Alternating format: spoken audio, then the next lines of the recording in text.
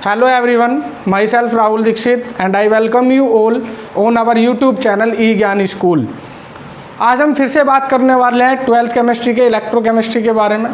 ठीक, इससे जो लास्ट लेक्चर रहा था इलेक्ट्रोकेमिस्ट्री का, उसमें हमने डिस्कस किया था एक बहुत ही इंपॉर्टेंट टॉपिक डिस्कस किया था, इलेक्ट्रोड पोटेंशियल क्या है, स्टैंडर्ड इलेक्ट्रोड पोटेंशियल क्या होता है, और उसके साथ हमने वो पोर्शन डिस्कस किया है जहां से न्यूमेरिकल क्वेश्चन पूछे जाते हैं। अगर मैं इलेक्ट्रोकेमिस्ट्री की बात करूं, वो था हमारा E cell of the reaction, मतलब इलेक्ट्रोमोटिव फोर्स के बारे में हमने डिस्कस कर लिया था। फॉर्मूला क्या है, कौन सा फॉर्मूला यूज करेंगे आप, और फॉर्मूला यूज करते वक्त आपको किन किन चीज़ों पर ध्यान देना है, वो सारी चीज़ें हमने डिस्कस कर ली हैं। लेकिन अगर मैं इसके बाद बात करूं कि जो हमारा अब तक हमने पढ़ा है, चाहे वो इलेक्ट्रोड पोटेंशियल हो, चाहे गैल्वेनिक सेल हो का कंस्ट्रक्शन हो, या उसकी रिप्रेजेंटेशन हो, तो जब भी मैंने ईएमएफ के क्वेश्चन सोल्व किए थे तो उसमें जो कंसंट्रेशन थी वो क्या रही थी, सेम। जैसे अगर मैं एग्जांपल की बात करूं तो मैंने कोई जैसे सेल रिप्रेजेंट करी, तो जिंक Zn+2 Cd+2 Cd, मेरी किसी सेल की रिप्रेजेंटेशन ये है अगर, तो मैंने वहाँ ये लिखा हुआ होता था 1 मोलर, जो जिन पर आयंस प्रेजेंट है, मतलब जो एक्वस फॉर्म में प्रेजेंट है, उनकी कंसंट्रेशन क्या हुआ करती थी, सेम होती थी। लेकिन अगर मैं यहाँ बात करूँ आगे, अगर हम जो हमें डिस्कस करना है, हम यहाँ पर अब क्या करेंगे, जो आयंस की कंसंट्रेशन है उसे चेंज करेंगे, और उसे चेंज करने के बाद जो ईएमएफ ऑफ द सेल है वो किस तरीके से कैलकुलेट किया जाता है, उसी के बारे में आज का लेक्चर है हमारा। क्या क्या चीज़ें हम इसमें डिस्कस कर सकते हैं। ठीक, जब आप कंसंट्रेशन चेंज करेंगे तो आप ईएमएफ किस फॉर्मूले की हेल्प से कैलकुलेट करेंगे, क्यों? क्योंकि जब हमारी कंसंट्रेशन सेम होती थी तो हम ईएमएफ के लिए फॉर्मूला लगाते थे, ई सेल इक्वल टू क्या, ई नोट कैथोड माइनस के ई नोट एनोड, ये वाला फॉर्मूला हमने यूज किया है। लेकिन अगर कंसंट्रेशन चेंज हो जाए तब हमें कौन सा फॉर्मूला यूज करना है, वही चीज़ें हम डिस्कस करते हैं।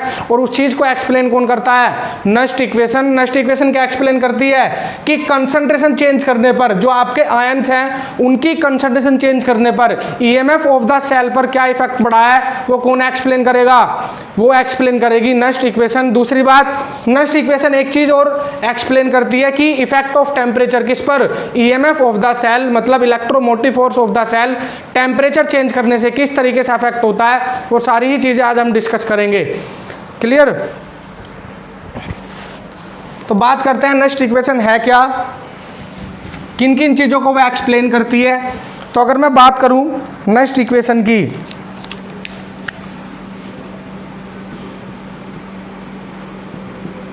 नस्ट इक्वेशन जनरली दो चीज़ें एक्सप्लेन करती है कि कंसंट्रेशन और टेम्परेचर का क्या इफेक्ट होगा ईएमएफ ऑफ द सेल पर, यही चीज़ें एक्सप्लेन करती है कौन, नस्ट इक्वेशन। तो अगर मैं बात करूं किसकी,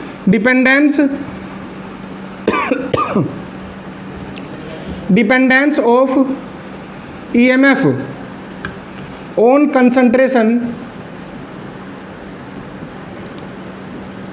concentration and temperature can be explained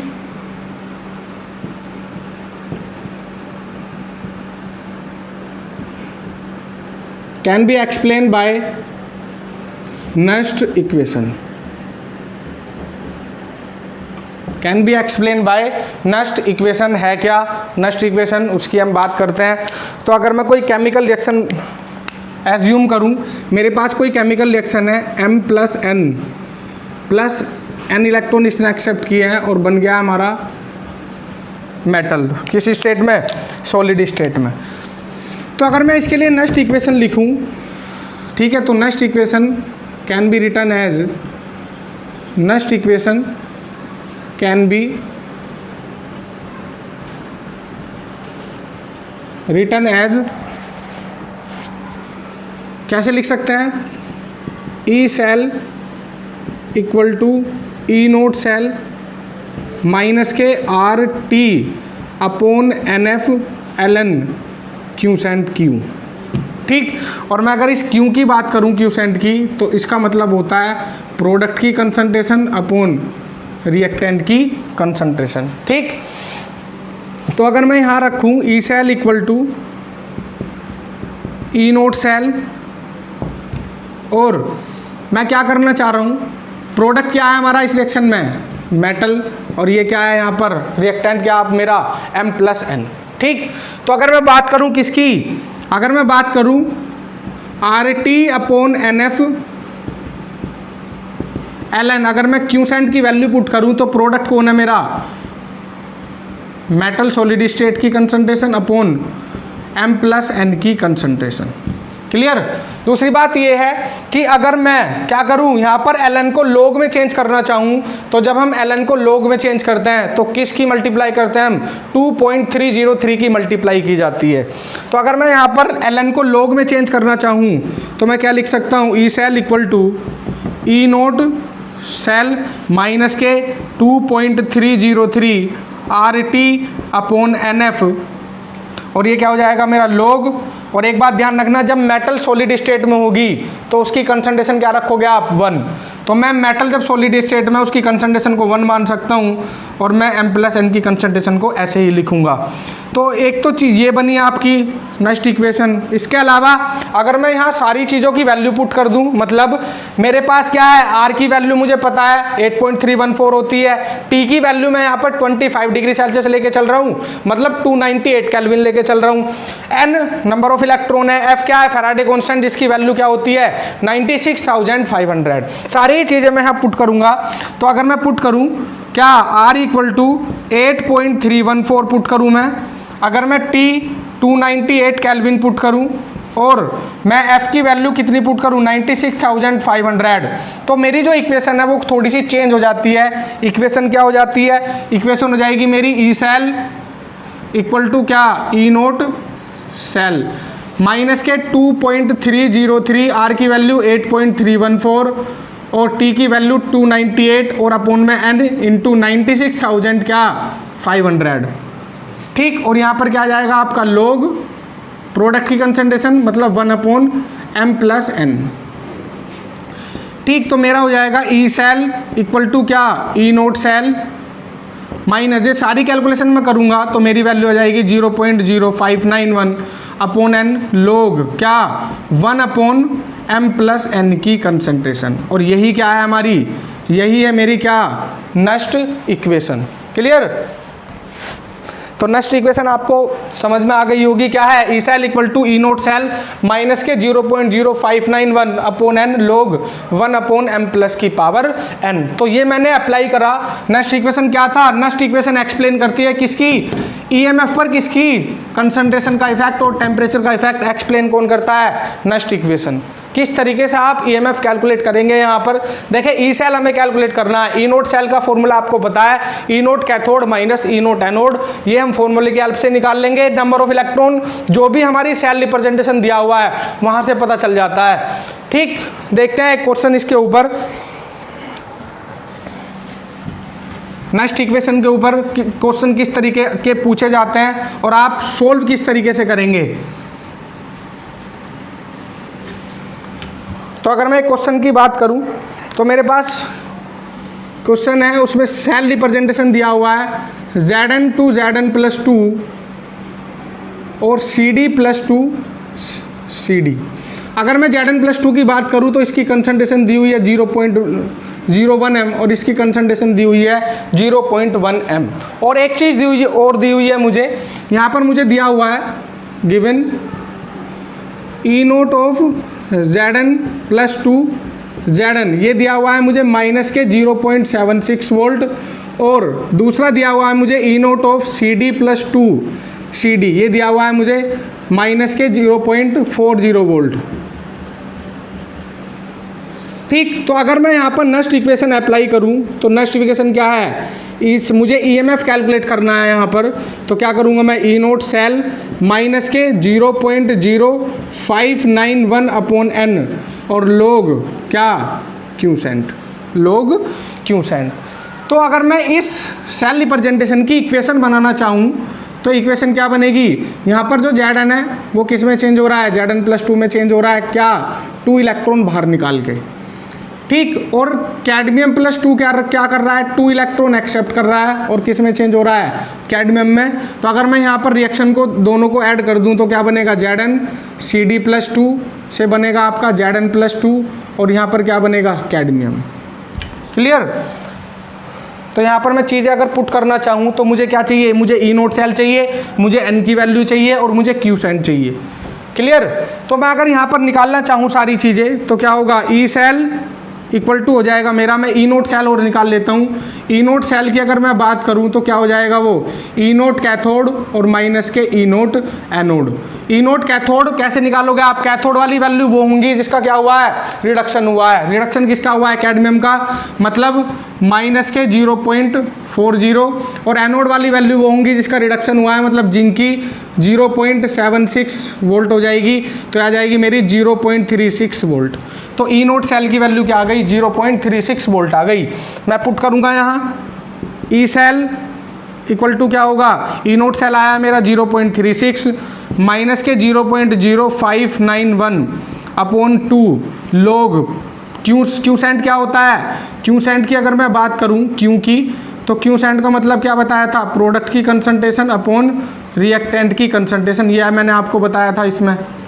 तो प्रोडक्ट क्या है आपका, Zn। देखिए कैडमियम को नहीं लेंगे कि अगर जिस मेटल के ऊपर चार्ज नहीं है उसकी कंसंट्रेशन अगर आप लोगे भी तो बाद में क्या रखोगे आप, उसकी जगह 1, तो इससे अच्छा हम नहीं लेते। ऐसे ही Zn की कंसंट्रेशन नहीं लेनी, हमें केवल आयंस की कंसंट्रेशन लेनी है। तो प्रोडक्ट के अंदर आयन क्या है मेरा, प्रोडक्ट के अंदर आयन है मेरा Zn+2 और रिएक्टेंट क्या है मेरा, रिएक्टेंट के अंदर आयन है मेरा Cd+2। तो मैं वैल्यू पुट करूंगा यहाँ, तो ई सेल इक्वल टू क्या आ जाएगा, 0.36। नंबर एन की वैल्यू 2 क्यों रखी, क्योंकि नंबर ऑफ इलेक्ट्रॉन कितने यूज हुए हैं, जिंक Zn मतलब 2 इलेक्ट्रॉन का इन्वॉल्वमेंट हुआ है, इसलिए एन की वैल्यू क्या है, 2 है। तो अगर मैं वैल्यू पुट करूँ तो ये हो जाएगा 0.02955 2 से डिवाइड करके ये बनेगा मेरा log Zn+2 की वैल्यू कितनी है, कंसंट्रेशन 0.01 और Cd+2 की कितनी है 0.1। अगर मैं इसे सोल्व करूँ, पॉइंट हटाऊंगा, नीचे 10 की 2 पावर आएगी, ठीक। तो 10 की से एक 10 गया तो 10 बचा। तो मैं क्या सोल्व करूंगा, ई सेल इक्वल टू क्या आ जाएगा मेरा 0.36 माइनस के 0.2955 लोग, और ये आ जाएगा 1/10। क्या आ जाएगा ये 1/10। तो अगर मैं इसे सोल्व करूं तो क्या आ जाएगा मेरा, ई सेल इक्वल टू आ जाएगा 0.36 और यहाँ से क्या होगा, ये 10 ऊपर पहुँच जाएगा, माइनस के 0.02955 लोग 10 की पावर क्या हो जाएगी -1, और लोग में होता क्या है, जो -1 पावर है वो पहले आ जाती है। तो क्या बनेगा ये 0.36 -1 पहले आएगा तो प्लस हो जाएगा 0.2955 और ये क्या बन जाएगा log 10, -1 पहले आ गया है तो 0.36 प्लस 0.2955 और log 10 की वैल्यू कितनी होती है 1, तो बनेगा आपका 0.36 प्लस 0.2955 और इसे आप ऐड करोगे तो 0.3895 वोल्ट। तो ई सेल कितना आ गया मेरा 0.3895 वोल्ट। तो मैंने क्या करा, मुझे सेल रिप्रेजेंटेशन दिया हुआ था, इस बार सेल रिप्रेजेंटेशन में क्या है, कंसंट्रेशन अलग अलग है। यहाँ पर क्या है 0.1 mm है, ये सारी चीज़ें मुझे दी हुई हैं। ई नोट सेल मैंने निकाल लिया, किसकी हेल्प से, ई नोट कैथोड माइनस ई नोट की हेल्प से, क्या बना वो 0.36 वोल्ट बना। फिर एन की वैल्यू कितनी थी, नंबर ऑफ इलेक्ट्रॉन 2 इन्वॉल्व हुए हैं तो एन की वैल्यू क्या पुट कर दी मैंने 2, और लॉग क्यू साइन का मतलब क्या होता है, प्रोडक्ट की कंसंट्रेशन अपॉन रिएक्टेंट की कंसंट्रेशन मैंने ली है।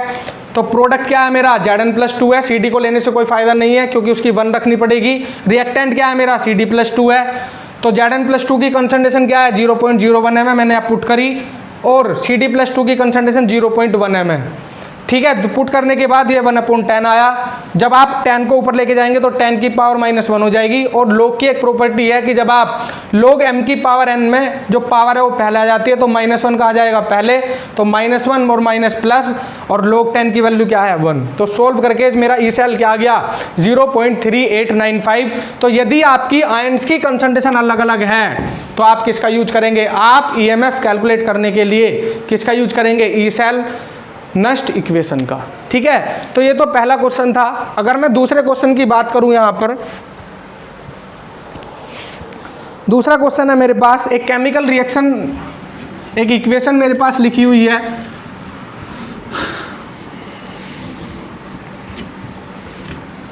ठीक। एक क्वेश्चन है मेरे पास रिएक्शन है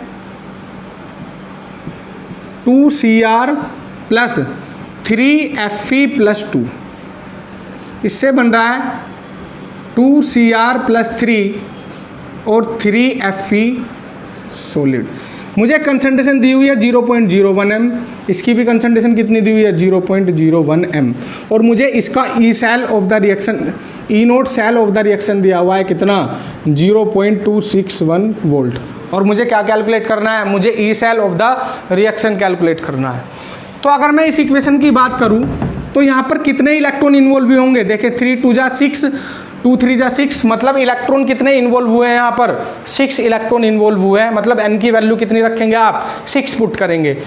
तो अगर मैं इस पर नेक्स्ट इक्वेशन अप्लाई करूँ तो क्या हो जाएगी मेरी ई सेल इक्वल टू क्या हो जाएगा ई naught cell minus K 0.0591 upon n लोग प्रोडक्ट की कंसंट्रेशन, क्यूसेंट का मतलब क्या है प्रोडक्ट की कंसंट्रेशन अपॉन रिएक्टेंट की कंसंट्रेशन। तो मैं क्या करूँगा ई सेल इक्वल टू क्या हो जाएगा मेरा ई नोट सेल, ठीक। ई नोट सेल मुझे दिया हुआ है, कितना दिया हुआ है इस बार 0.261, 0.0591 और n की वैल्यू कितनी है 6 लोग प्रोडक्ट क्या है मेरा, प्रोडक्ट की कंसंट्रेशन की अगर मैं बात करूं तो प्रोडक्ट है मेरा Cr+3। तो जब मैं कंसंट्रेशन लिखता हूं, जब भी मैं कंसंट्रेशन लिखूंगा तो जो भी स्टोइचोमेट्रिक कोफिशिएंट यहाँ होगा वो कहाँ चला जाता है पावर में। ऐसे ही रिएक्टेंट में क्या है आयन Fe+2, तो जब मैं Fe+2 की कंसंट्रेशन लिखूंगा तो जो भी उसके सामने स्टोइचोमेट्रिक कोफिशिएंट होगा उसकी जो भी होगी वो कहाँ चला जाएगी उसकी पावर में। अब मुझे Cr+3 की भी कंसंट्रेशन दी हुई है और मुझे Fe+2 की भी कंसंट्रेशन दी हुई है, दोनों ही मैं पुट करता हूँ तो मेरा आता है 0.261 माइनस में 0.0591 को क्या लिख सकता हूँ मैं 0.06 लिख सकता हूँ उसे, क्यों क्योंकि यहाँ 9 है तो एक बढ़ा के लिख सकते हैं आप, नंबर ऑफ इलेक्ट्रॉन 6 हैं लोग। अगर मैं Cr+3 की बात करूँ तो क्या है 0.01 है, लेकिन पावर 2 है तो 2 बार लिखोगे आप 0.01 अपॉन Fe+2 भी कितना है 0.01 है लेकिन 3 बार है 0.01 इंटू 0.01। अगर मैं इसे सोल्व करूं तो नीचे कितनी पावर आएगी 10 की पावर 4 और ऊपर कितनी पावर जाएगी पॉइंट हटाने पर 10 की पावर 6, तो ऊपर कितनी पावर बचेगी आपकी 2, ठीक। तो मैं इसे सोल्व करूं अगर तो 0.261 वोल्ट माइनस के 0.01 लोग क्या 10 की पावर 2, बोलो 10 की पावर 2 बचेगी केवल, और 0.261 माइनस के 0.01 जो पावर है वो पहले आ जाती है लोग में, तो 2 लोग 10, तो मेरा बनेगा 0.261 माइनस के 0.02 और लोग 10 क्या होता है 1, तो मेरा बनेगा 0.261 माइनस के 0.02। अगर मैं इसे सोल्व करूँगा तो क्या आएगा 0.241 वोल्ट। तो ये क्या आ गया मेरा, ये आ गया E cell of the reaction जो मैंने क्या है जो मैंने कैलकुलेट किया है। क्लियर। तो अगर कंसंट्रेशन अलग अलग दी हुई है, कंसंट्रेशन चेंज है, तो आप E cell of the reaction calculate करने के लिए आप किसका यूज करेंगे, आप यूज करेंगे नस्ट इक्वेशन का। ये बात आपको ध्यान रखनी है, ठीक है। तो ये तो बात थी किसकी, नस्ट इक्वेशन की, कि नस्ट इक्वेशन की हेल्प से मैं किस तरीके से ईएमएफ या E cell of the reaction calculate करूंगा। अब कुछ नस्ट इक्वेशन की एप्लीकेशन भी है, जैसे अगर मैं इक्विलिब्रियम कांस्टेंट फाइंड आउट करना चाहूँ किसकी हेल्प से, नस्ट इक्वेशन की हेल्प से, तो मैं किस तरीके से कैलकुलेट करूंगा, ठीक। तो बात करते हैं किसकी, equilibrium constant, equilibrium constant from Nernst equation, equilibrium constant from Nernst equation. देखिए नस्ट इक्वेशन में जानता हूँ क्या होती है, E cell equal to E naught cell minus K 0.0591 upon n और लोग क्या क्यूसेंट। क्यूसेंट की वैल्यू आप जानते हैं कि क्यू की वैल्यू क्या है, क्यू की वैल्यू होती है प्रोडक्ट की कंसंट्रेशन अपॉन रिएक्टेंट की कंसंट्रेशन। अगर मैं इक्विलिब्रियम पर की बात करूं, क्योंकि इक्विलिब्रियम कांस्टेंट में यूज कर रहा हूं, तो एट इक्विलिब्रियम होता क्या है, इक्विलिब्रियम पर होता क्या है कि जो डेल्टा जी की वैल्यू है वो जीरो हो जाती है, और डेल्टा जी जीरो कब होगा उसी की हम यहाँ बात करते हैं। तो इक्विलिब्रियम की बात करूँ तो इक्विलिब्रियम पर डेल्टा जी क्या है, जीरो। और मैंने डेल्टा जी का एक फॉर्मूला पढ़ा है minus K N F E cell. तो डेल्टा जी जीरो कब होगा, एन तो कभी जीरो होगा नहीं, नंबर ऑफ इलेक्ट्रॉन एफ की वैल्यू फिक्स है। तो डेल्टा जी जीरो कब होगा, जब E cell of the reaction क्या हो जाए, जीरो। इसका मतलब डेल्टा जी जीरो जब होगा जब ई सेल क्या हो जाए, जीरो हो जाए।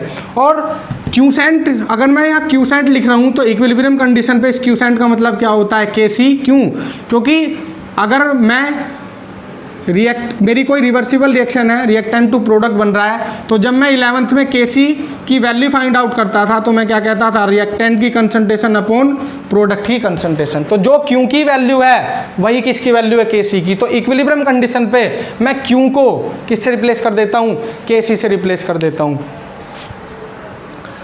क्लियर। तो ये बात थी किसकी, अगर मैं सारी ही चीज़ें कहाँ पुट करूँ, मैं अपनी इक्वेशन में पुट करूँ, इसमें इक्वेशन फर्स्ट में, तो मैं क्या कहूँगा, ई सेल क्या हो गया है, जीरो, ई naught cell minus K 0.0591 upon N लोग, और क्यू की जगह क्या पुट कर दूंगा मैं, के सी। अब मुझे लोग के सी की वैल्यू फाइंड आउट करनी है, तो मैं क्या करूँगा, मैं इसे इधर ले आऊँगा उठा के 0.0591 अपॉन एन लोग क्या, के सी। और मैं क्या कहूँगा, ई नोट सेल। मुझे लोग के सी की वैल्यू चाहिए, तो लोग के सी इक्वल टू क्या होगा, बोलो, लोग के सी इक्वल टू होगा एन इंटू ई नोट सेल अपॉन 0.0591। ठीक है। तो ये मेरी किसकी वैल्यू आ गई, ये मेरी लोग के सी की वैल्यू आ गई। क्या, लोग के सी आ गया मेरा, क्या आया, एन, इसे ऐसे लिख सकते हैं हम 1/0.0591 into N E naught cell लिख सकता हूँ मैं। अगर मैं 1/0.0591 की बात करूँ तो ये आता है 16.92 एन ई नोट सेल। ये किसकी वैल्यू आ गई, मेरे पास ये वैल्यू आ गई किसकी, लोग के सी की। तो नेक्स्ट इक्वेशन की हेल्प से हम लोग के सी फाइंड आउट कैसे कर सकते हैं, इस फॉर्मूले की हेल्प से। अगर मुझे एन का पता चल जाए और मुझे ई नोट सेल का पता चल जाए तो मैं क्या फाइंड आउट कर सकता हूँ, मैं इक्विलिब्रियम कांस्टेंट क्या कर सकता हूँ, फाइंड आउट कर सकता हूँ। तो ये बात थी किसकी, नेक्स्ट इक्वेशन से आप इक्विलिब्रियम कांस्टेंट किस तरीके से फाइंड आउट करते हैं। इसका एक न्यूमेरिकल देखते हैं कि किस तरीके का न्यूमेरिकल इससे पूछा जा सकता है।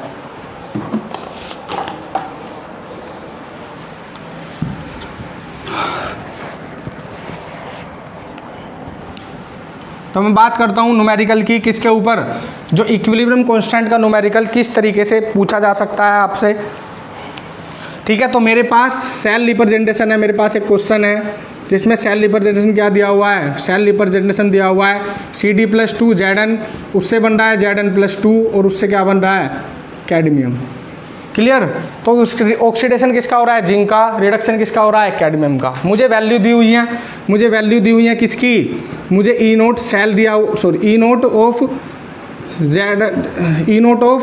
Zn+2 Zn मुझे दिया हुआ है, और ई नोट ऑफ CD+2 CD मेरे पास है, और उनकी वैल्यूज़ मुझे दी गई है, जिनकी वैल्यूज़ हैं माइनस के 0.403 वोल्ट, और इसकी वैल्यू है माइनस के 0.763 वोल्ट।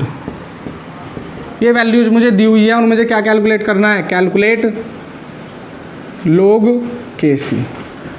मुझे लोग के सी की वैल्यू क्या करनी है, फाइंड आउट करनी है। तो कैसे करेंगे आप, मुझे पता है कि जो मेरे लोग के सी है उसकी वैल्यू की फॉर्मूला क्या होता है, 16.92 एन ई नोट सेल। अगर मैं यहाँ ई नोट सेल कैलकुलेट करना चाहूँ तो मैं ई नोट सेल कैलकुलेट कर सकता हूँ। ई नोट सेल किस तरीके से कैलकुलेट होगा, ई नोट कैथोड माइनस ई नोट एनोड।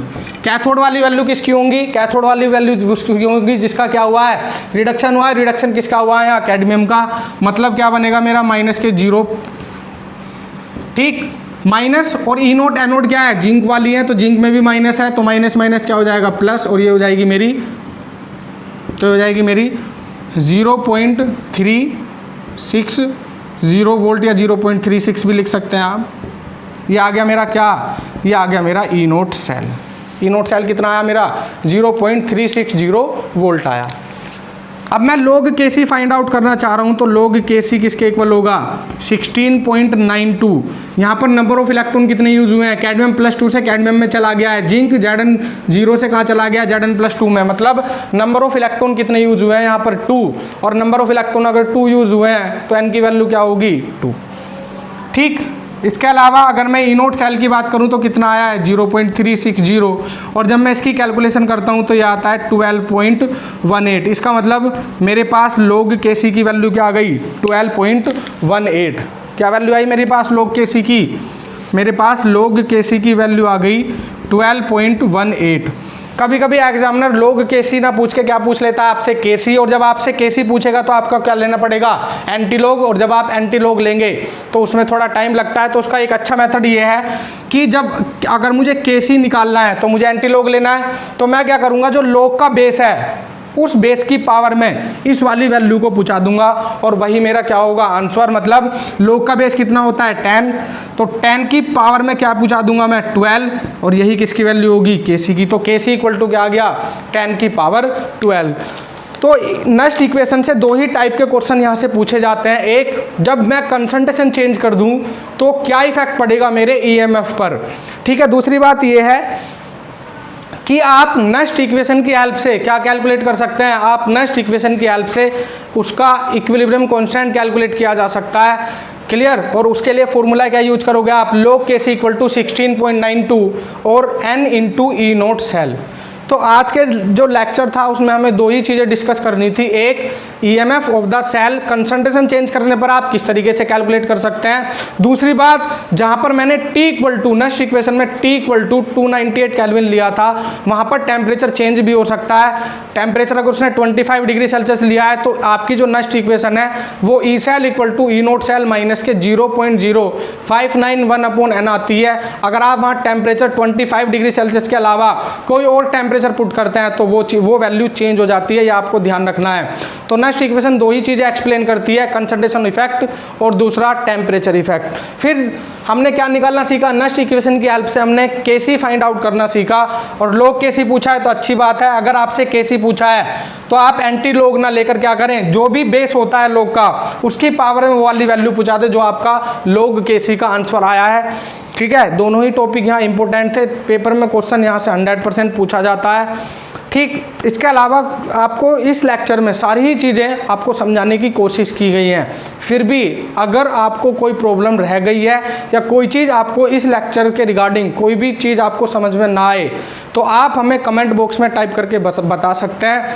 ठीक, दूसरी बात, मैं अपने सभी स्टूडेंट को धन्यवाद बोलना चाहता हूँ टीचर्स डे के उसमें कि बच्चों ने टीचर्स डे पर बहुत सपोर्ट किया है। ठीक, और दूसरी बात, अगर आपको हमारा ये चैनल या जो भी हम पढ़ाते हैं, जो भी हम लेके आ रहे हैं, अगर वो आप लोगों को पसंद है तो आप हमारे चैनल को सब्सक्राइब करें और अपने दोस्तों को ज़रूर शेयर करें। Thank you and have a nice day. Lecture को स्टॉप करते हैं। Good night to all.